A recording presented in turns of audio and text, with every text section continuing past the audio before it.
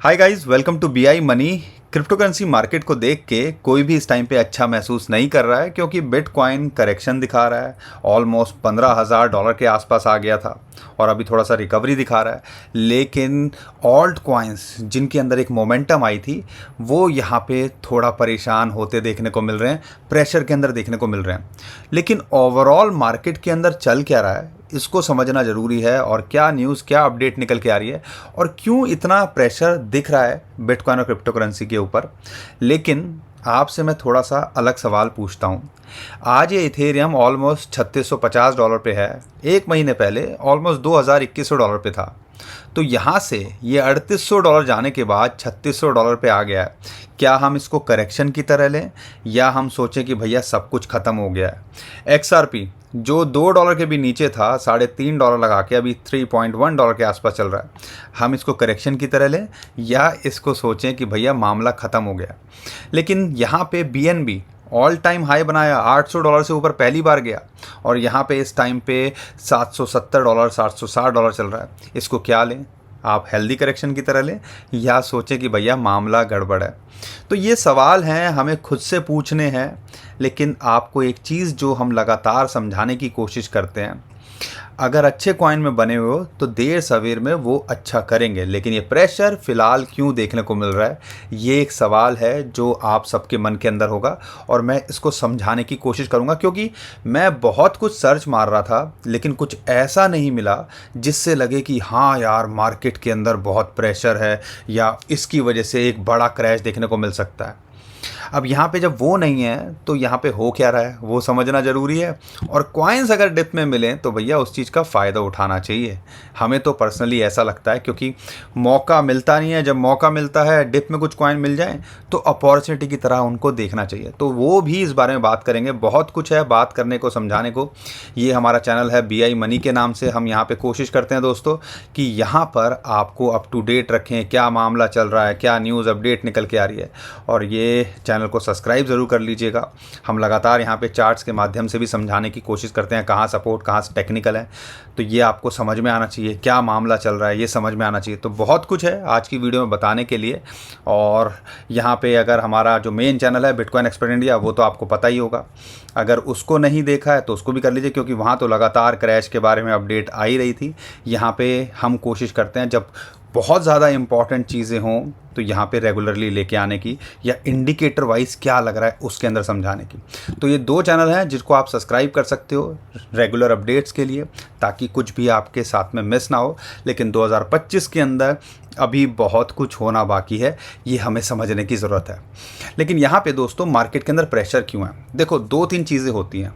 एक तो आपको पता है, जब भी 14-15 साल पुराना कोई वॉलेट एकदम से एक्टिवेट होता है, दूसरे वॉलेट के अंदर जाता है, तो मैन्युपुलेशन भी लोग करते हैं कि भैया ये सेलिंग बनाएंगे। तो 3-4 हज़ार बिटकॉइन ये सेलिंग के लिए न्यूज़ निकल के आ रही है। एक तो ये न्यूज़ निकल के आ रही है जिसकी वजह से लग रहा है कि मार्केट के अंदर प्रेशर हो सकता है। अब यहाँ पर इसके अंदर अभी सेलिंग की न्यूज़ नहीं है, सिर्फ एक वॉलेट से दूसरे वॉलेट में ट्रांसफ़र करने की बात आई और इसी चीज़ को एंटिसिपेट करके मार्केट के अंदर हमने क्रैश देखा। लेकिन बिटकॉइन लगातार बाउंस कर रहा है, 1,19,000 1,20,000 पे ट्राई कर रहा है, फिर करेक्शन दिखा रहा है, फिर पंप कर रहा है।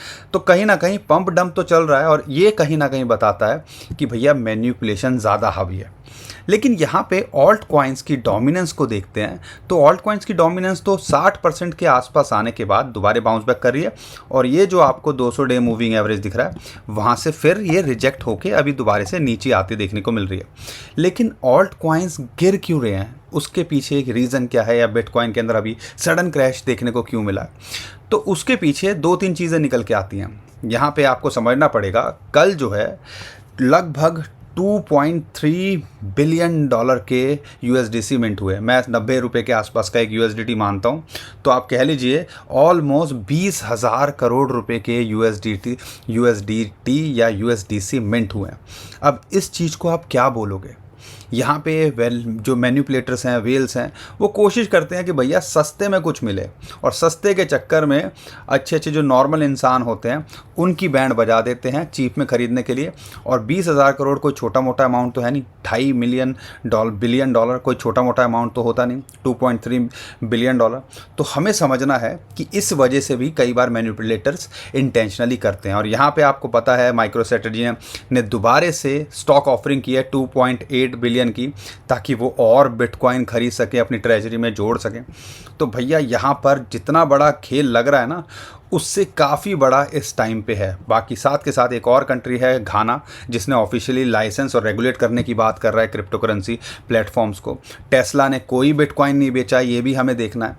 तो ओवरऑल यहाँ पे सिर्फ ऐसा लगता है पहली नज़र में कि मैनिपुलेशन ज़्यादा हो रही है, और इस वजह से कि भैया ऑल्ट कॉइन्स भी चीप में मिल जाएं, बिटकॉइन भी चीप में मिल जाए, उसको करने के चक्कर में आम आदमी की ये बैंड बजा देते हैं। और फिलहाल कुछ कुछ ऐसा ही हमें होता देखने को मिल रहा है। क्योंकि आप ये देखो, चलो टेक्निकली थोड़ा बाद में बताऊंगा, इसके अलावा यहाँ पे आपको देखना है कि बिटकॉइन के ETF वाले क्या कर रहे हैं।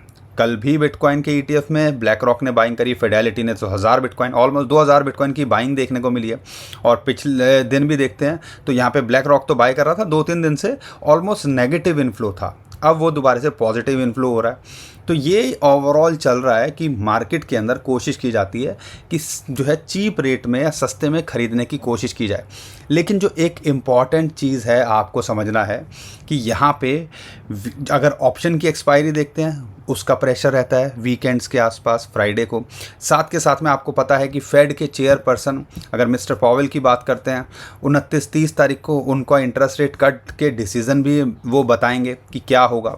कल जो है ट्रम्प भाई साहब गए थे फेडरल रिज़र्व को देखने के लिए, अब उसको भी यहाँ पे सारी चीज़ें ली जा रही हैं। तो कहने का मतलब है उसका भी एक प्रेशर रहता है, ऐसी न्यूज़ अपडेट का भी एक प्रेशर रहता है। और हमें उम्मीद है वो भी ज़्यादा अगर इंटरेस्ट रेट कम हो गया, क्योंकि एक बुल रन अगर ट्रिगर करता है तो उसका एक बड़ा रीज़न होता है कि इंटरेस्ट रेट कट होते हैं, तो हम पूरा का पूरा मार्केट के अंदर माहौल अच्छा होता देखते हैं। अगर ऐसा होगा तो बहुत बड़ी बात है, आने वाले हफ्ते के अंदर या अगस्त सितंबर में और धूम धड़ाका देखने को मिल सकता है। साथ के साथ में ये मत भूलिएगा 2025 के अंदर ही सोलाना और इथेरियम बड़ी बड़ी कंपनीज़, क्या है हम बात करते हैं शार्पलिंक गेमिंग, क्या है हम बात करते हैं UpXI, bit digital, class over, तो बिटकॉइन के अलावा बड़ी बड़ी कंपनीज़ जो हैं इथेरियम और सोलाना को भी बाय कर रहे हैं। इसीलिए आप देखोगे कि इथेरियम और सोलाना के अंदर भी हमें मोमेंटम देखने को मिल रहा है। लेकिन यहाँ पे शॉर्ट टर्म में अगर प्रेशर बने तो उससे घबराना नहीं है। अगर यहाँ पे बिटकॉइन के देखते हैं तो टेक्निकली क्या लगता है, बिटकॉइन को 2 चीज़ों के लिए यहाँ देखना है। एक है ये जो 21 डे मूविंग एवरेज अभी आपको दिख रहा है, जो लगभग 16,000, 15,800, $900 पे आता है। ये एक सपोर्ट का तरह काम करता है। लास्ट टाइम भी यहाँ पे आया था और उसके ऊपर बाउंस बैक कर गया था। अगर यहाँ नहीं टिकता है तो एक इम्पॉर्टेंट सपोर्ट लगभग $1,10,000 पे है, और ये एक इम्पॉर्टेंट सपोर्ट है 50 डे मूविंग एवरेज। और हमें नहीं लगता कि शॉर्ट टर्म में शायद इसको ब्रेक करे, और ज़्यादा ही बुरे हालात हो गए तो फिर ये 200 डे मूविंग एवरेज $1,00,000 के आसपास हमें सपोर्ट मिलती है। तो ये 3 इंपॉर्टेंट सपोर्ट हैं जिस पे नज़र बना के रखनी है। और आपको पता है अगर ट्रेंड लाइन के हिसाब से भी देखते हैं तो कहीं ना कहीं ये 1,20,000, 1,19,000 ये एक रेजिस्टेंस जोन बना हुआ है। और यहाँ पे एक आपको पता ही है 1,20,000 से 1,25,000, जहाँ पे फिबोनाची की रेशियो 2 भी आती है, 1,22,600 के आसपास, वो भी इसके लिए एक रेजिस्टेंस का काम कर रहा है। ये मत भूलिएगा जब भी कोई एक नया रेजिस्टेंस आता है वहाँ पे वो हिट करता है, बार बार कोशिश करता है। जैसे कि हमने देखा 1,08,000, $1,10,000 पे बार बार आता था, फिर डंप कर जाता था, फिर ये ब्रेकआउट करता था। तो ये बॉक्स ट्रेडिंग हो जाती है और इसके अंदर यूजुअली हमें एक्यूमुलेशन होते देखने को मिलती है, जो फिलहाल अभी हमें यहाँ देखने को मिल रही है 1,16,000, 1,15,000, 1,20,000 के आसपास। तो ऐसा नहीं है कि बाइंग नहीं हो रही है, बाइंग तो फुल फ्लैज हो रही है, लेकिन यहाँ पर प्रेशर में लाके कहीं ना कहीं हमें ऐसा दिखाया जाता है कि भैया मार्केट के अंदर तो सब कुछ तहस नहस हो गया।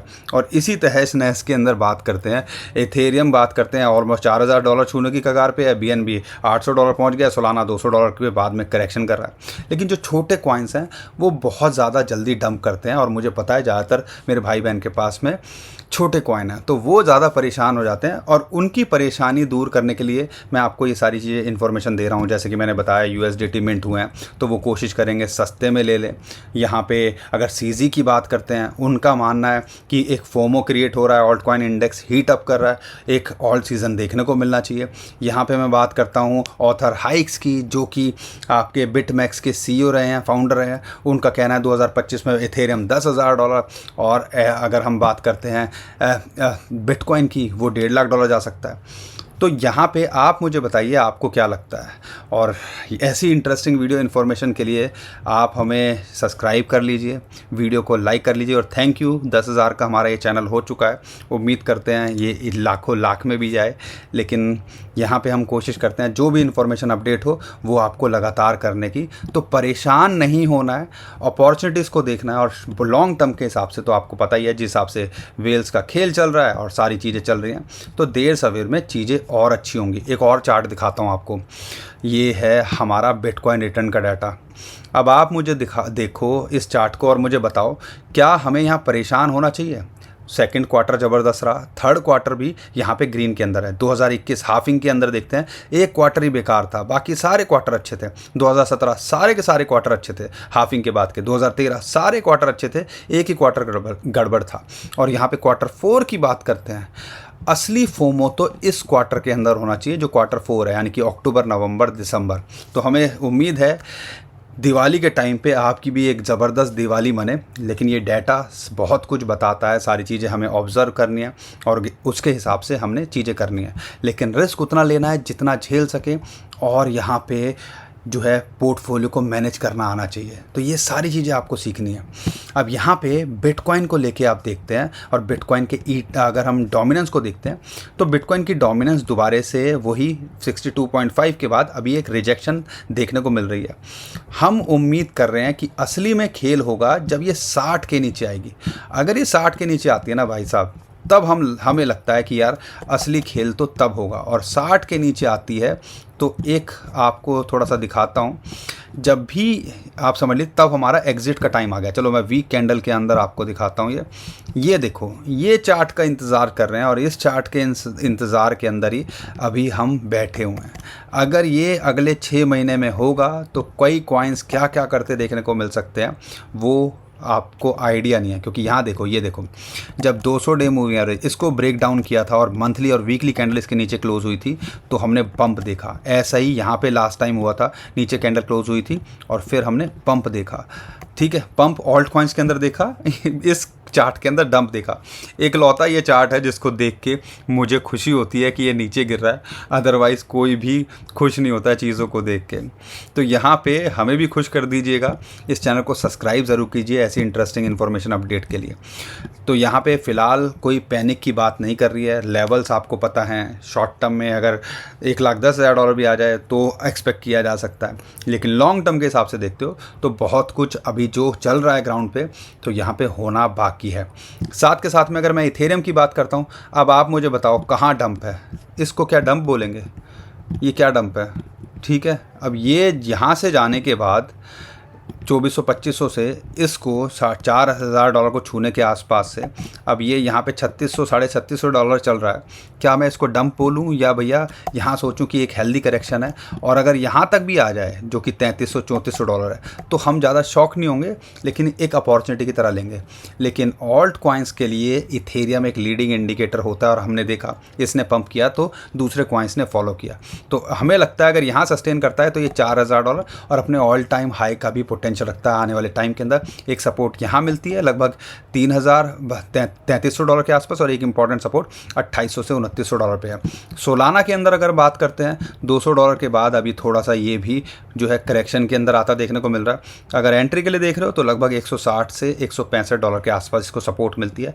वहाँ अगर मौका मिले तो आपको यहाँ पे फोकस किया जा सकता है। XRP के लिए लोग पूछ रहे हैं, अब भैया यहाँ पर ये देखो $2 से कहाँ पहुँच गया ये, अब $3.5। अभी थोड़ा सा करेक्ट होता देखने को मिल रहा है, लेकिन अपने ऑल टाइम हाई के आसपास ये सपोर्ट बनाने की कोशिश कर रहा है। अगर यहाँ है nothing to worry, 21 day moving average की सपोर्ट मिलती है। अगर ये $2.5 के आसपास आए तो हम शायद एंट्री के लिए देखेंगे, अदरवाइज हम अवॉइड करेंगे। अगर यहाँ पे ADA के लिए देखते हो तो ये लेवल है जिसको हमने देखना है 0.75, ऑलमोस्ट कल आ गया था 0.76 जैसा हम बोल रहे थे। यहाँ पे आए तो फोकस किया जा सकता है, एक इंपॉर्टेंट सपोर्ट का काम करता है, और अगर इसको ब्रेकआउट करता है तो ये भी पोटेंशियल रखता है $1.25 जाने का। सुई को लेके अगर देखते हैं तो देखो $4 के आसपास एक लगातार इसको रेजिस्टेंस मिल रही है, पहले भी मिली थी, लेकिन यहाँ पे अगर $3.25 के आसपास, अगर फिलहाल तो 21 डे मूविंग एवरेज की सपोर्ट मिल रही है, लेकिन अगर एंट्री के लिए देख रहे हो तो ये देख सकते हो। लेकिन अगर आपने होल्ड किया है तो 2025 में हमें लगता है टिकने की कोशिश करनी चाहिए। हमें लगता है आने वाले टाइम के अंदर अभी इसके अंदर बहुत कुछ होना बाकी है, और ये अपने नए ऑल टाइम हाई भी बनाता देखने को मिल सकता है। एंट्री के लिए और कोई और कॉइन देख रहे हो तो यहाँ पे गाला पे भी फोकस किया जा सकता है। अब गाला के साथ दिक्कत क्या हुई है, या बहुत सारे और कॉइन्स हैं, ये 200 डे मूविंग एवरेज है ना, ये इसके लिए एक रेजिस्टेंस निकल के आया है। यहाँ इसने कोशिश की इसको ब्रेकआउट करने की, लेकिन रिजेक्ट होके अभी फिलहाल यहाँ दिख रहा है। तो ये 0.015 या ये इस लेवल के आसपास भी फोकस किया जा सकता है। लेकिन अगर अच्छी एंट्री देख रहे हो तो यही बनता है 0.015 के आसपास अगर मिल जाए तो इसको अपॉर्चुनिटी की तरह आप ले सकते हो। अगर मैं बात करता हूँ यहाँ पे पेपी, डॉज, ये सारे कॉइन्स के साथ में यही हुआ है। तो फिलहाल इन सारी चीज़ों पे हमने फोकस करना है, और नियर के साथ में भी यही हुआ, 200 डे मूविंग एवरेज की रिजेक्शन मिली और फिर अभी यहाँ पे नीचे आता देखने को मिल रहा है। लेकिन अगर लंबे समय के लिए देख रहे हो तो भैया ये सारे कॉइन्स आपको ऑल टाइम हाई ना तो उसके आसपास तो दिखने चाहिए। तो उम्मीद है जब मार्केट के अंदर चीज़ें सुधरेंगी तो ये सारी चीज़ें भी हमें होते देखने को मिलेंगी। तो परेशान नहीं होना है, चीज़ों को फोकस करना है, और यहाँ पे रिस्क उतना लेना है जितना आप झेल सकें, और अपने फाइनेंशियल एडवाइज़र से पूछे बिना कुछ नहीं करना है। पोर्टफोलियो एक मैनेज करने का तरीका मैंने कई बार शेयर किया हुआ है। 50% बिटकॉइन के अंदर अगर आपका होगा, 25% इथेरियम के अंदर होगा, और बाकी 25% कोई और जो भी कॉइन्स हैं आपके मन के हों या टॉप कॉइन्स हो उस पर फोकस करोगे तो हमें लगता है यहाँ पे आपके लिए बहुत कुछ होता देखने को मिल सकता है। बाकी आपको क्या लगता है कमेंट में हमें ज़रूर बताइएगा, और ऐसे इंटरेस्टिंग वीडियो के लिए हमारे चैनल को सब्सक्राइब ज़रूर कर लीजिएगा और हमारे टेलीग्राम को फॉलो ज़रूर कर लीजिएगा। अभी के लिए टेक केयर, बाय बाय।